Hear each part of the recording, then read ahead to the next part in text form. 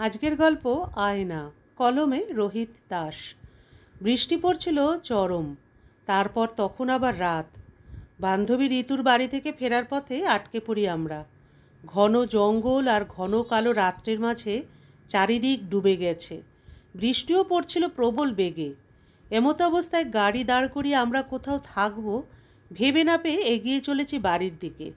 ঋতুর কথা শুনে এক রাত থেকে গেলে হতো, কিন্তু পারলাম না। কারণটা অবশ্য আজকাল যেন ওর মেয়েদের প্রতি আসক্তিটা একটু বেশি বেড়েছে। ও যেভাবে তাকাচ্ছিল আমার তো তাতে সন্দেহ হয়। দেখতে যতটা সোজাসাপটা আদৌ সে কি? না, মন মেনে নিতে পারে না চট করে। টিভি প্রতিবেশীর কাছে তো শুনি কিভাবে বরেরা একের বেশি বউ নিয়ে। না, এসব ভাবলেই মাথা খারাপ হয়ে যায়। এই ধারণা আমার জন্মেছে গত 6 মাস আগে।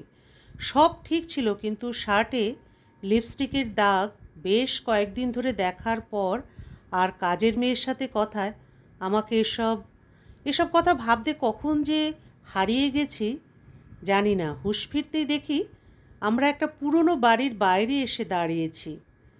আমি গাড়ি থেকে নামতে রাজীবও নামল। বাড়িটার দিকে তাকালেই যেন মনে হবে কোনো এক ভয়ঙ্কর কাণ্ড কারখানায় জ্বলে পুড়ে গেছে। রাজীব বাড়িটার দরজার কাছে এগিয়ে যেতেই আমি বলে উঠলাম, কার বাড়ি জানি না, কেউ থাকে কি না জানি না, কি আছে এখন ভেতরে তাও জানি না, ঢুকলেই হলো নাকি। রাজীব দরজাটা ঠেলতে লাগলো। হালকা চাপ দিতেই খুলে গেল। রাজীব ভেতরে ঢোকার সাথে সাথে আমিও ভেতরে ঢুকলাম।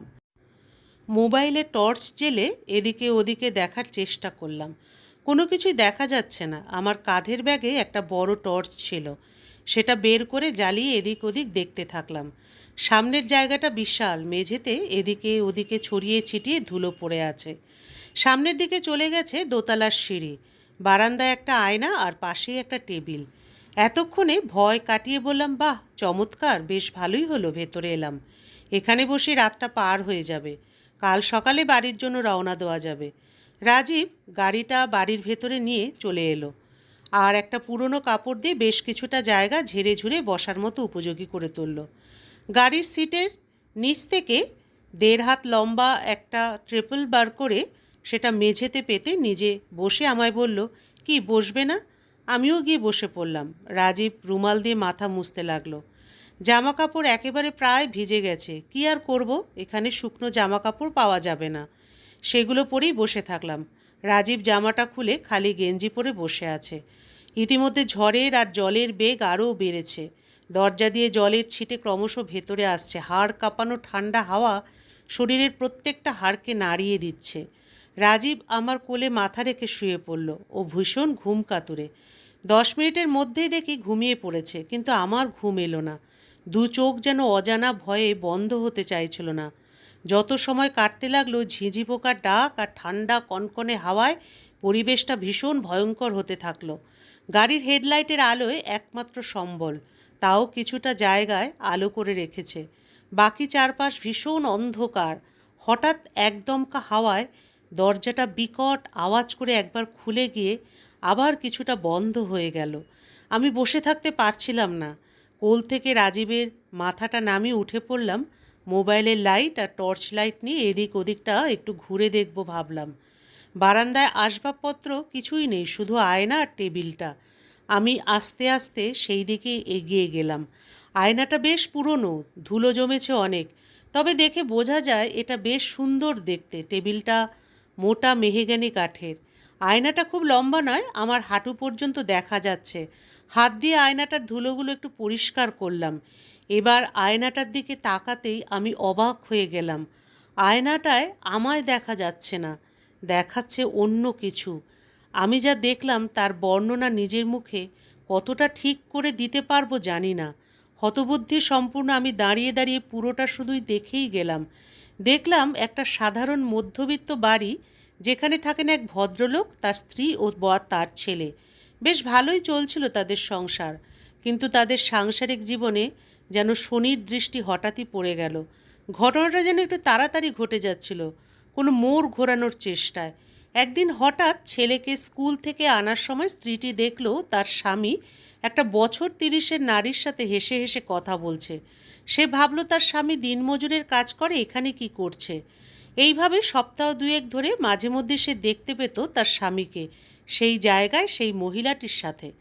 কিন্তু ঘরে ফিরে তাকে জিজ্ঞাসা করলেও সে কোনো উত্তর দিত না। এমনি একদিন সে হাতে নাতে ধরবে বলে স্কুল থেকে ফেরার পথে যখন দেখতে পেল না, সে খুব হতাশ হয়েছিল। বাড়ির দিকে আসতেই সে দেখতে পেল সেই মহিলাটি তার বাড়ি থেকে বেরোচ্ছে। সে দেখল তার স্বামীর জামার নিচের দিকের কয়েকটা বোতাম খোলা। এভাবেও বেশ কিছুদিন পর আবারও একই ঘটনা। ইতিমধ্যে একটা অশান্তি ঘটেছিল তাদের মধ্যে। স্বামীটাকে জিজ্ঞাসা করা সত্ত্বেও কোনো কিছুই বলতে রাজি ছিল না সে। এভাবে দ্বিতীয় দিন দেখার পর সে আর সহ্য করতে পারছিল না স্বামীকে। তার পাশে শুতেও যেন তার ঘেন্না করছিল, সামনে দাঁড়াতে তার ঘেন্না করছিল। সে ঠিক করলো তাকে এভাবে ঠকানোর বদলা সে নেবে, তাকে এভাবে অপমান করার বদলা সে ঠিক নেবে। তাই ঠিক করলো সে তার স্বামীকে খুন করবে। সেদিন স্কুলে ফেরার পথে তাদের দেখে সে সত্যিই খুব রেগে গিয়েছিল। হয়তো স্বামী তাকে দেখেছে, কিন্তু কোনো কথা বলেনি। সারা দুপুরটা যেন ঝড়ের আগের শান্ত অবস্থার মতো কেটে গেল। স্বামী ভাবল যেন কোনো কিছুই হয়নি। রাত্রে খাওয়া দাওয়ার পর স্বামী ঘুমিয়ে পড়লে ছেলেকে অন্য ঘরে শুইয়ে রেখে এসে স্বামীর গলায় সে নরম ছুরির ফলা টেনে দিল। রক্তবন্যা বয়ে গেল সারা বিছানা জুড়ে। মেয়েটির বুকের জ্বালা এতটাই ছিল যে সে চিৎকার করে বলতে লাগলো, আর যাবি সেই মেয়ের কাছে? যা, চলে যা। পরদিন পুলিশ এসে যখন স্ত্রীটিকে নিয়ে যাবার জন্য রওনা হচ্ছে, তখন সেই মেয়েটা স্ত্রীটির সামনে এসে দাঁড়ালো। সে বলল, আপনার স্বামী বড়ই ভালো মানুষ ছিলেন, আপনি এভাবে তাকে কেন মারলেন? স্ত্রীটি ক্ষিপ্ত গলায় বলে উঠল, চরিত্রহীনা, তুই আমার জীবনটা নষ্ট করেছিস। তোর রূপে আকৃষ্ট হয়ে আমার স্বামী আমার থেকে দূরে সরে যাচ্ছিল, তাই আমি তাকেই মেরে ফেলেছি। মেয়েটি অবাক হয়ে বলল, কি বলছেন? আমার সাথে আপনার স্বামীর কোনো সম্পর্কই ছিল না। আপনি ভুল ভাবছেন, আপনি যেটা ভাবছেন সেটা নয়। আসলে আমার স্বামীর দুটো কিডনি নষ্ট হয়ে গিয়েছিল। আপনার স্বামীও নিজের চাকরিটা হারিয়েছিলেন। কিভাবে সংসার চালাবে ভেবে না পেয়ে আমার খবর পেয়ে আমার সাথে দেখা করেন। আমারও কিডনির প্রয়োজন ছিল। আপনার স্বামী তার একটা কিডনি আমার স্বামীকে দেওয়ার জন্য রাজি হয়। আমি তাকে নগদ 1,00,000 টাকা দেওয়ার কথা বলেছিলাম। এমন একটা সময় আপনার স্বামী আমার এত উপকার করেছিলেন। প্রথম দিন আপনার বাড়ি আসার কারণ এটাই ছিল। আপনার স্বামীর সাথে দেখা করতে এসেছিলাম। তিনি আগের দিন হাসপাতালে কিডনি ডোনেট করেছিলেন। গত 26 তারিখে আমার স্বামীর অপারেশন হয়। তার আগের দিনও আপনার স্বামীর সাথে আমি দেখা করি। সত্যি কথা বলতে ওনার মতো স্বামী আপনার ভাগ্যে ছিল না, তাই হয়তো আপনি আজ হারিয়ে বসলেন। কথাগুলো শোনা মাত্রই স্ত্রীটি পুলিশের হাত থেকে নিজের হাতটা ছাড়িয়ে এক ছুটে ঘরের ভেতরে গিয়ে দরজা বন্ধ করে নিজের গায়ে কেরোসিন ঢেলে আগুন লাগিয়ে নিল। পুলিশও হতভম্বের মতো দাঁড়িয়ে। তারাও এই বিষয়টা শুনে অবাক। হতভম্ব পুলিশের সামনে জ্বলজ্বল করে জ্বলে উঠল সেই স্ত্রীটির দেহ। আগুনের জ্বালায় ঘরে চারিদিকে ছুটতে লাগলো, ধরিয়ে দিল আগুন সারা ঘরে। সেই মহিলাটি ইতিমধ্যে চলে গেছে। পুরোটা দেখা মাত্রই আমি 2 পা পিছিয়ে গেলাম। আমার বুকের ভেতরটা কেমন জানি করছিল। রাত এখনও অনেক বাকি, বৃষ্টিটাও একটু ধরেছে। আমি এক ধাক্কায় রাজীবকে তুলে বলতে লাগলাম, রাজীব, রাজীব, বৃষ্টি থেমেছে, চলো, আমরা এখনই এখান থেকে চলে যাই। রাজীব, চলো, আমার এখানটা ভালো লাগছে না, চলো রাজীব। রাজীব আমার কথা শোনা মাত্রই সে ট্রিপল গুটিয়ে গাড়ি বের করে আমায় নিয়ে বাড়ির দিকে রওনা দিল। এরপর 6 মাস কেটে গেছে, সেই ঘটনার রেশ এখনও কাটেনি। রাজীবের মেয়ের দোষ নেই, সে নিজেই আমাকে কথা বলেছে, স্বীকার করেছে যে আমায় জ্বালানোর জন্য সেই কাজগুলো করেছে। আমার সুখী পরিবার আবার সুখে ভরে গেছে, কিন্তু সেই দিনের শেখা জিনিস চিরতরে মনে থেকে গেছে। গল্পের সমাপ্তি এখানেই। আবার দেখা হবে পরবর্তী আরেকটি গল্পের সাথে।